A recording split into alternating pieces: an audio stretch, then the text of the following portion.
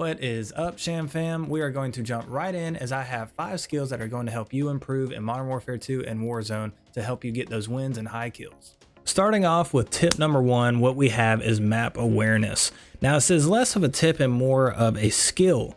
So map awareness, if you don't know, is just being able to understand and know the map in and out. So this building has this many staircases, this many windows. This is how you get into the building, how you get out of the building, secret spots to jump in this window versus that window.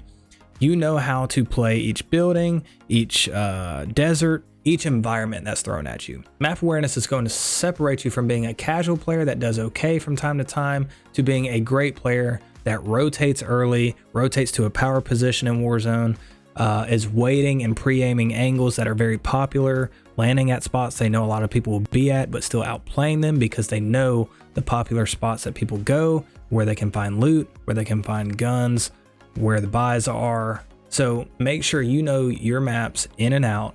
Otherwise, you're going to have people flank you constantly. You're going to lose a lot of battles to angles that you just don't know exist. Now, obviously, this one's kind of harder to practice, so to say, but play the game and consciously be trying to learn, okay, if I died, what angle did I die from? When we went in this building, where are the stairs located? Is there a secret jump spot that I didn't know about that this guy used on the kill cam that I saw? Be trying to learn instead of raging. Look at it as a teaching moment, step back and go, why did I lose that battle? Where did he come from? How did he know what room I'd be in? Was it process of elimination? Could there have been a UAV? Or does he just know the building that well and he's cleared every other room? The more reps you get in Warzone, Modern Warfare 2, any shooter, any competitive game, the better you're going to be, but you have to look at it as a learning opportunity versus raging and saying, that guy's cheating, that guy's better than me, etc., etc. So learn your maps in and out, get rep after rep after rep after rep, playing in all the different areas of the map so that you can learn them and be ready to attack, to flank, to defend them in the best way possible. This next one we want to talk about is crosshair placement, guys. So this sounds pretty intuitive, but what a lot of people tend to do when they're running around the map is they may keep their aim kind of down or lower, maybe not completely at the floor, but they'll keep it lower, and then they try to overcorrect, right? So we don't want to be doing that. We want to at all times be thinking, what is the next angle a player could be at? They could peek from there, they could peek from there, here, but we always want to keep in mind that we want to keep it chest to head height. So you want to keep it about right here, even with your chest. Now, even when you're running around, you want to consciously do this, right? So when you turn the corner, you want to keep it still up. When you're sliding, you want to adjust it up a little bit because when you slide, it's going to come down, right? So when you slide, you want to keep it still kind of higher. When you jump, you want to try to adjust for, okay, where are they going to be? Jump. You may have to bring it down a little bit, but not too far. So you want to be able to anticipate the angle, right, that the enemy's coming from. So when I come around this corner, what's a popular place they could be? They could be holding the head glitch right here. They could be back behind this truck. They could be right here. So I want to be thinking, as I round this corner, where should my crosshair placement be? About chest or head height, but at the popular angles too, right? So when I jump, I may jump and aim right here. I may jump and aim right there. I may slide and just make a slight adjustment, right? It depends on where you think the enemy is going to be. And that's where you want to keep your aim, but you want to keep it high enough so that you're still at their chest. We want the highest percentage shots on them, so we know that's going to be chest, and we know people are 90% of the time going to be running, sprinting, standing up, and if they are prone or crouched, we're going to have to try and adjust to that. So this next skill is what I refer to as aim snap on a controller, or when you're on mouse and keyboard, a lot of people, you know, they flick. They're flicking their aim towards the enemy, right? So when you flick your aim towards the enemy, on mouse and keyboard, it's really fast. You know, whatever your sense is, you can flick your whole wrist, your whole arm just to get there. Whereas on controller, it's a lot slower. If I'm ADS and I try to flick, you know, depending upon my sensitivity is how fast it's going to go. And my sensitivity is around a 6 or a 7, so, you know, it could be relatively slow.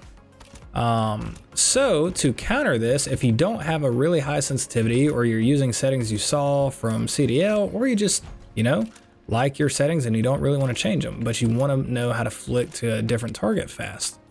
The way you're going to have to be able to do this on controller is if I have an enemy right here and I have an enemy up here, right? So you may be aimed in at this one, shooting. You're gonna un-ADS, flick your analog stick towards the next enemy, and you don't even have to completely put it on the next enemy, but un-ADS, flick it probably about halfway, and keep the momentum going, and then pull the left trigger again, and your aim assist should pick up that extra slack from about that point to that point, and it's going to lock you on almost like the old school Grand Theft Auto games, if you guys know what I'm talking about.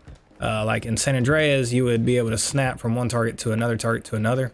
So in this one, it's a lot slower most times for most players if they're gonna, you know, hold this ADS and then try to flick over here. I'm not saying it can't work, not saying that you shouldn't do it from time to time, but if you're trying to make quick transitions from one target to another, or somebody just, you know, caught you off guard being a lot closer, maybe I'm aiming out here, shooting far, around the corner and there's a guy right here, I might go.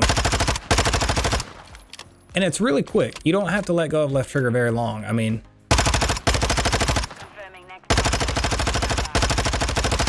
just let go of it for a second. You don't have to do it very long, right? Or you don't have to let go of left trigger very long. So it can be that. I mean, really fast.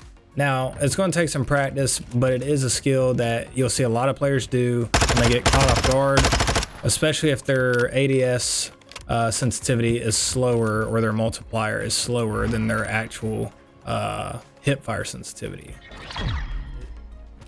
So guys, the fourth tip, trick, whatever you want to call it, that we're going to go over is called snaking. Now, I know you've probably heard CDL pros or competitive players talk about this skill. A lot of people kind of talk shit about it here and there, but it's a very valuable skill that if you want to play in competitive lobbies, you want to be able to get high kill games in Warzone, or just be a good COD player overall, you're going to need to learn this skill. Now in Warzone, it's very important because it helps you take on teams of, you know, 2, 3, or 4 by yourself at times. Now, keep in mind, to do this efficiently, you want to have auto tac sprint on. It's going to save your fingers. You can do it without auto tac sprint, but you're going to want to keep that on to save your fingers, because otherwise you're going to have to keep double clicking every time you go prone, and it's just going to get tiring after a while. So all this is when you come up to cover like this and you're being shot at, and you need to either take cover, or you need to put shots on them and duck, or you need to heal, you need to plate, whatever it is, but you want to keep getting information, right? So you don't want to just sit here and start plating and not look and just hope that you're plated in time and they're not on top of you. So what you're going to do is you're going to come up to the cover, you're going to go prone, sprint forward, just prone, sprint forward, prone, sprint forward. The other way you can do it is prone, hit the jump button, prone, hit the jump button. But that's going to be a little bit slower in this COD. So what I recommend is prone, sprint, prone, sprint, prone, sprint, prone, sprint.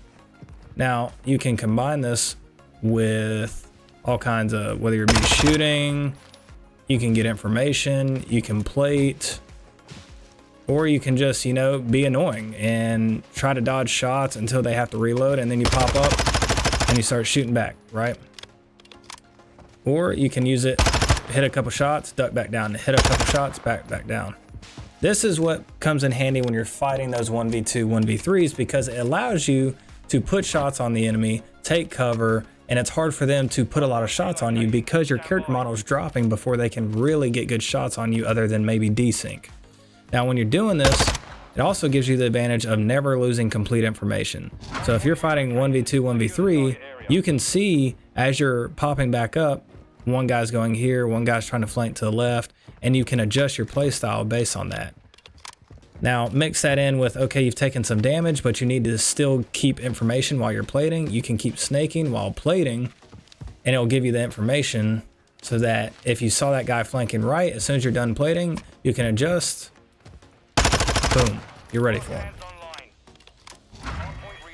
So guys, this last tip is going to sound kind of self-explanatory and almost maybe useless to some of you guys if you've already played competitive, but one thing that you need to be learning if you want to get these high kill games, especially when you're playing quads, duos with your team, is you got to learn to have good communication. I cannot stress enough that if you and your teammate are really good gun skill wise, and you're really good at the game, but you just don't know how to communicate well, you're going to bump heads, you're going to run into each other in the middle of the fight, you're going to use utility that shouldn't have been used, you're going to focus on the wrong enemy, you're going to flank when you shouldn't have flanked, all kinds of scenarios. So one of the most underrated skills that I think people don't realize is that you need to be working constantly on your communication with your teammates. Find that group of people you like playing with. Learn to communicate efficiently with your teammates in Warzone. You know, me and my team for Shamrock Gaming, you know, we say comms, just like a lot of pro league teams will say comms, and that means for everybody to shut up so we can focus and listen to the surrounding area near us so that we can hear footsteps, we can hear gunshots, we can make a flank, we can do whatever we need to do if we're feeling stressed or surrounded. We have certain names for different objectives or different things on the map so that we all know what we're referring to when we're in the middle of, you know, a heated battle or something like that. So do not think that comms is something you shouldn't be focusing on or learning. You know, learn callouts for maps in Modern Warfare 2, learn callouts in Warzone, or just have team callouts for what you and your buddy refer to them as, and be able to relay information properly. One of the callouts I've noticed that a lot of players don't tend to do that is very helpful is stating things, you know, I see an enemy going left to right, right to left. Look at your compass, say the enemy's going left to right, you know, and they're going southwest, 240, 255. Use your compass at the top. Tell your teammate information. Ping. You know, okay, they're going south 177 and then ping over there, or they're going into that 2-story building. You know, whatever kind of level of communication that you don't have, continue to work on it, because it is going to help you succeed, especially as a team, and get more wins, but can also lead to a lot of high kill games, or it maybe could even be the difference in your team being tournament ready versus just casually ready. Now guys, if these videos have helped you, whether it be tips, tricks, coaching, what have you, be sure to hit that subscribe button. Make sure you leave that bell on so you're always notified of when a new video drops. Please leave me any questions down in the comments below and I'll be happy to reach out to you. Don't forget, we do stream about 2 to 3 times a week on Twitch. I'll drop that link in the description below. Of course, as always, I'm gonna leave a lot of links in the description for you guys if you want to support the Shamrock Gaming family by heading over to shamrockgaming.net and copying you some merchandise, or if you want to get some energy drink formula from Poggers using code SHAM. But guys, on that note, I'm out, so I'll see you in the next one.